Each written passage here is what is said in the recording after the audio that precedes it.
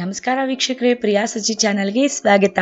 ಈ ಬೇಸಿಗೆಯ ಮಾವಿನ ಹಣ್ಣಿನ ಸೀಸನಲ್ಲಿ ನಾನಿವತ್ತು 2 ಸ್ಪೆಷಲ್ ರೆಸಿಪಿಗಳನ್ನ ತೋರಿಸ್ತಾ ಇದ್ದೀನಿ. ಅದು ಕೂಡ ತುಂಬಾ ಈಸಿಯಾಗಿ 10 ನಿಮಿಷದಲ್ಲಿ ಮಾಡುವಂಥದ್ದು. ಅದು ಯಾವುದಂದರೆ ಮಾವಿನ ಹಣ್ಣಿನ ಮಿಲ್ಕ್ ಶೇಕ್ ಮತ್ತು ಮಾವಿನ ಹಣ್ಣಿನ ಶ್ರೀಖಂಡ ಅನ್ನೋ ಒಂದು ಸ್ವೀಟ್ ರೆಸಿಪಿ. ಇದನ್ನು ಅಮರ್ಖಂಡ ಅಂತ ಕೂಡ ಕರೀತಾರೆ. ಬಾಯಲ್ಲಿಟ್ಟರೆ ಕರ್ಗೋಗ್ಬಿಡುತ್ತೆ. ಬನ್ನಿ ಹೇಗೆ ಮಾಡೋದು ಅಂತ ನೋಡ್ಕೊಳ್ಳೋಣ.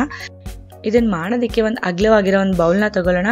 ಈ ಬೌಲ್ ಒಳಗಡೆ ಒಂದು ಕಾಟನ್ ಬಟ್ಟೆ ಹಾಕೊಳ್ತಾ ಇದ್ದೀನಿ. ಈ ಬಟ್ಟೆ ಒಳಗಡೆ ನಾನು ಅರ್ಧ ಲೀಟರ್ನಷ್ಟು ಮೊಸರನ್ನ ಹಾಕಿ ಕಟ್ತಾ ಇದ್ದೀನಿ. ಯಾಕಂದರೆ ಮೊಸರಲ್ಲಿರೋ ಎಕ್ಸ್ಟ್ರಾ ನೀರನ್ನೆಲ್ಲ ಆಚೆ ತೆಗಿಬೇಕಲ್ವ. ಗಟ್ಟಿ ಮೊಸರು ತೊಗೊಳೋದಕ್ಕೋಸ್ಕರ ನಾನು ಈ ರೀತಿಯಾಗಿ ಮಾಡ್ತಾ ಇದ್ದೀನಿ.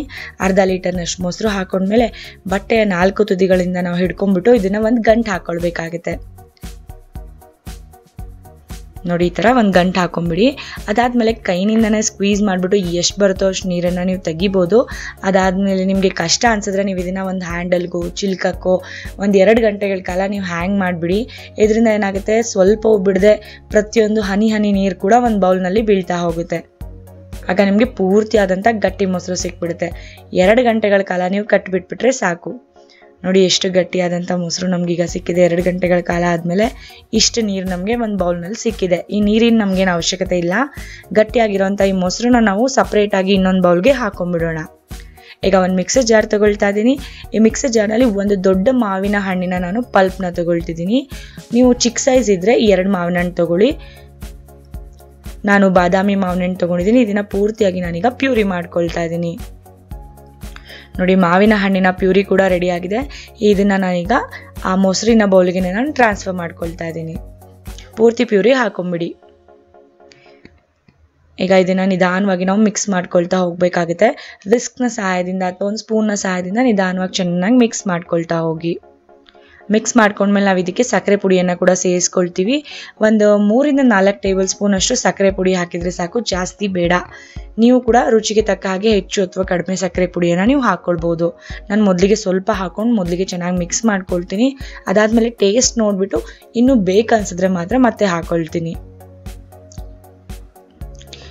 ಸ್ವಲ್ಪ ಕಡಿಮೆ ಅನ್ನಿಸ್ತು, ಹಾಗಾಗಿ ಮತ್ತೆ ಇನ್ನೊಂದು ಸ್ವಲ್ಪ ಹಾಕ್ಕೊಳ್ತಾ ಇದ್ದೀನಿ. ಟೋಟಲಾಗಿ ಹಾಕಿರೋದು 4 ಟೇಬಲ್ ಸ್ಪೂನ್ ಅಷ್ಟು ಸಕ್ಕರೆ ಪುಡಿ. ಈಗ ಚೆನ್ನಾಗಿ ಮಿಕ್ಸ್ ಮಾಡ್ಕೊಳ್ಳೋಣ. ಈಗ ಸಕ್ಕರೆ ಪುಡಿ ಮಿಕ್ಸ್ ಆದಮೇಲೆ ಕೇಸರಿ ದಳಗಳನ್ನು ನಾನು ಒಂದು 2 ಚಮಚ ಹಾಲಿನಲ್ಲಿ ನೆನೆ ಇಟ್ಟಿದ್ದೆ. ಆ ಹಾಲನ್ನು ಕೂಡ ನಾನೀಗ ಹಾಕ್ಕೊಳ್ತಾ ಇದ್ದೀನಿ. ಕೇಸರಿ ದಳ ಹಾಕೋದ್ರಿಂದ ಕಲರ್ ಕೂಡ ತುಂಬ ಚೆನ್ನಾಗಿ ಬರುತ್ತೆ, ಫ್ಲೇವರ್ ಕೂಡ ತುಂಬ ಚೆನ್ನಾಗಿ ಬರುತ್ತೆ. ಇದು ನಿಮ್ಮ ಹತ್ರ ಇದ್ದರೆ ಹಾಕ್ಕೊಳ್ಬೋದು, ಇಲ್ಲಾಂದರೆ ಸ್ಕಿಪ್ ಕೂಡ ಮಾಡ್ಬೋದು, ನಡೆಯುತ್ತೆ. ಈಗ ಚೆನ್ನಾಗಿ ಮಿಕ್ಸ್ ಮಾಡ್ಕೊಳ್ತಾ ಹೋಗೋಣ. ಈ ಥರ ಮಿಕ್ಸ್ ಮಾಡ್ತಾ ಇದು ಒಂದು ಒಳ್ಳೆ ಸ್ಮೂತ್ ಕನ್ಸಿಸ್ಟೆನ್ಸಿ ಬರುತ್ತೆ.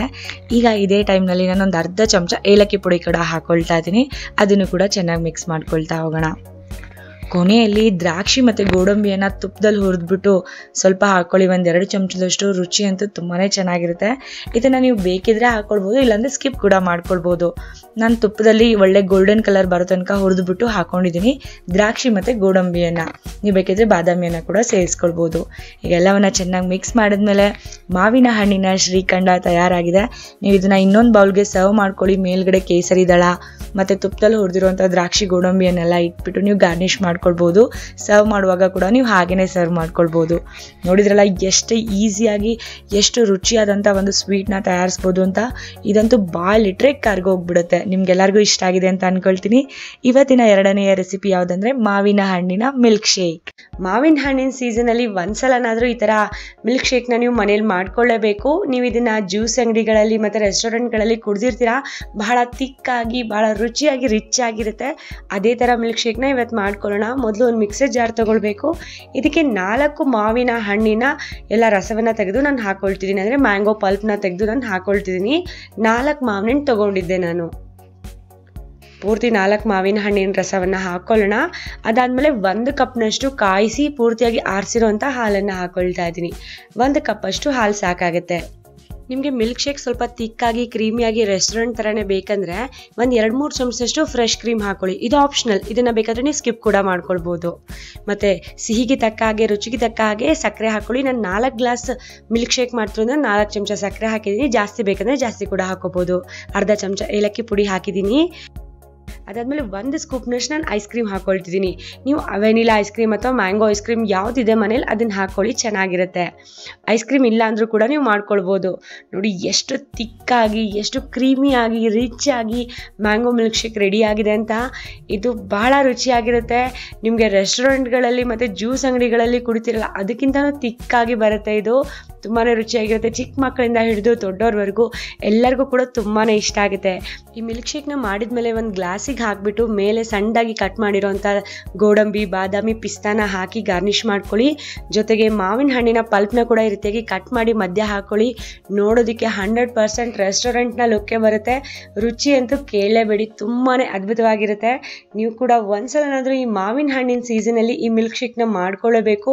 ಮಾಡಿದ್ಮೇಲೆ ಕಮೆಂಟ್ ಮಾಡಿ ನೀವೇ ಹೇಳ್ತೀರಾ ತುಂಬಾ ಅದ್ಭುತವಾಗಿತ್ತು ಅಂತ. ಖಂಡಿತವಾಗ್ಲೂ ನಿಮಗೆ ಇಷ್ಟ ಆಗುತ್ತೆ. ಪ್ರಿಯಾ ಸಚಿ ಚಾನಲ್ಗೆ ಲೈಕ್ ಮಾಡಿ, ಹಾಗೆ ಈ ರೆಸಿಪಿಯನ್ನು ನಿಮ್ಮ ಫ್ಯಾಮಿಲಿ ಫ್ರೆಂಡ್ಸ್ ಜೊತೆಗೂ ಕೂಡ ಶೇರ್ ಮಾಡ್ಕೊಳ್ಳಿ ಅಂತ ಹೇಳ್ತಾ ಇವತ್ತಿನ ವಿಡಿಯೋ ನಾನು ಮುಗಿಸ್ತಾ ಇದ್ದೀನಿ. ಮತ್ತೆ ಮುಂದಿನ ವಿಡಿಯೋದಲ್ಲಿ ಭೇಟಿ ಆಗ್ತೀನಿ. ಧನ್ಯವಾದಗಳು.